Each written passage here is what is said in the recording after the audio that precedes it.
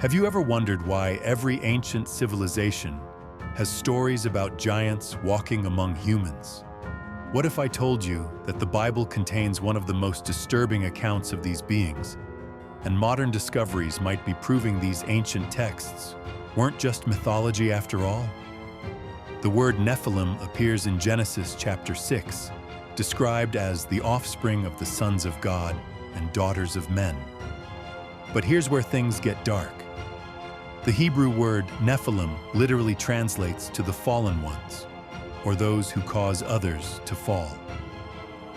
These weren't just tall humans. According to biblical accounts, they were something far more sinister.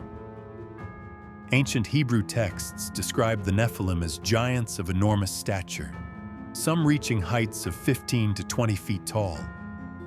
But their physical dominance wasn't their most terrifying characteristic. These beings possessed supernatural intelligence and strength that allowed them to dominate early human civilizations completely.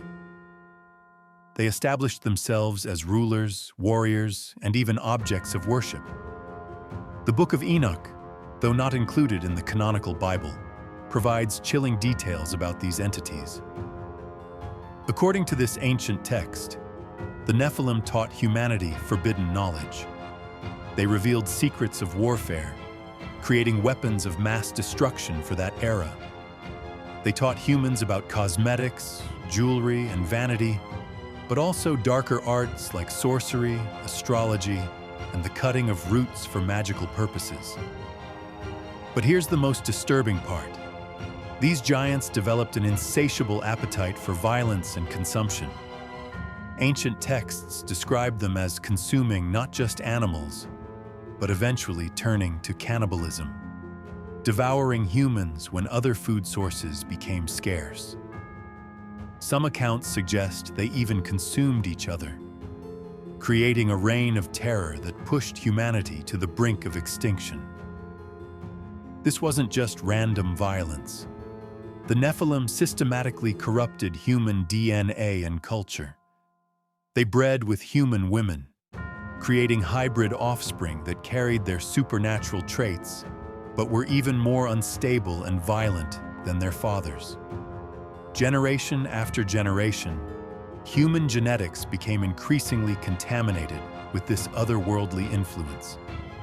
The corruption became so widespread that, according to Genesis, God looked upon the earth and saw that every intention of human hearts was only evil continually. This wasn't just moral corruption. The Hebrew text suggests the very fabric of creation was being unraveled by these beings and their offspring. Modern archaeological discoveries have uncovered skeletal remains of individuals reaching heights of 12 to 15 feet, found in locations spanning from Nevada to the Middle East. These discoveries often get buried by academic institutions, but independent researchers continue documenting these findings. The Smithsonian Institution has been accused of systematically destroying giant skeleton evidence for over a century. Ancient megalithic structures worldwide show construction techniques that seem impossible for normal humans of that era. The precision cutting of massive stone blocks, some weighing hundreds of tons, moved and positioned with accuracy that challenges our modern engineering capabilities. Could these be remnants of Nephilim civilizations? The global flood described in Genesis wasn't just divine punishment for human wickedness. It was a cosmic reset button designed to cleanse the earth of these hybrid beings and their corrupted bloodlines. But here's the terrifying twist. Numbers chapter 13 reveals that giants appeared again after the flood.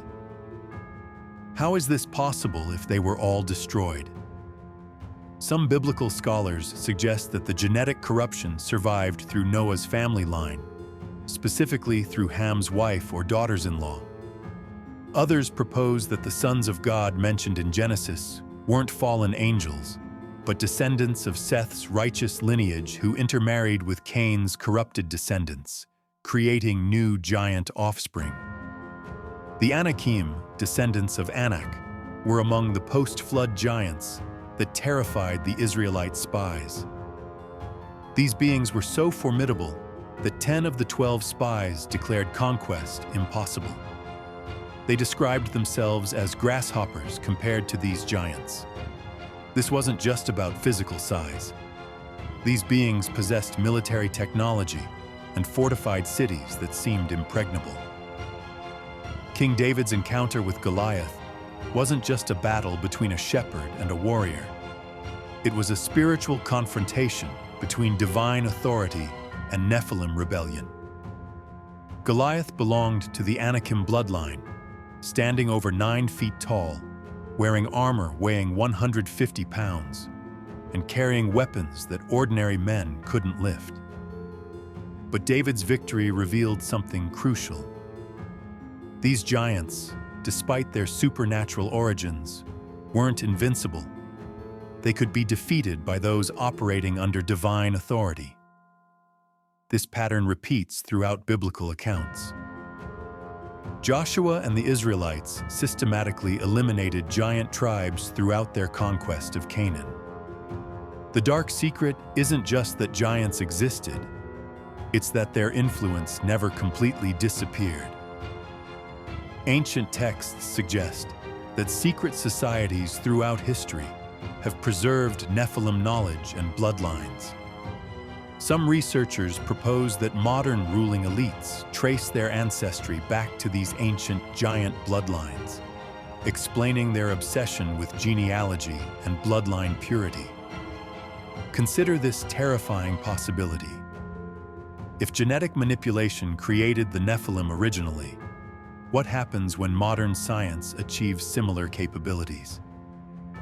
Are we witnessing history repeating itself through genetic engineering, artificial intelligence, and transhumanism? Ancient texts warn that the end times will be like the days of Noah, when giants roamed the earth and corruption filled human hearts. The Bible presents the Nephilim not as mythological creatures, but as historical entities whose existence threatened humanity's survival. Their story serves as a warning about the consequences of corrupting natural order and embracing forbidden knowledge. Whether you interpret these accounts literally or symbolically, the message remains consistent. There are forces seeking to corrupt and dominate humanity, and recognizing these influences is crucial for our survival. The giants of the Bible weren't just ancient history. They represent an ongoing spiritual battle that continues today. What do you think? Are these ancient accounts describing literal giants, or something even more sinister? Let me know your thoughts in the comments below.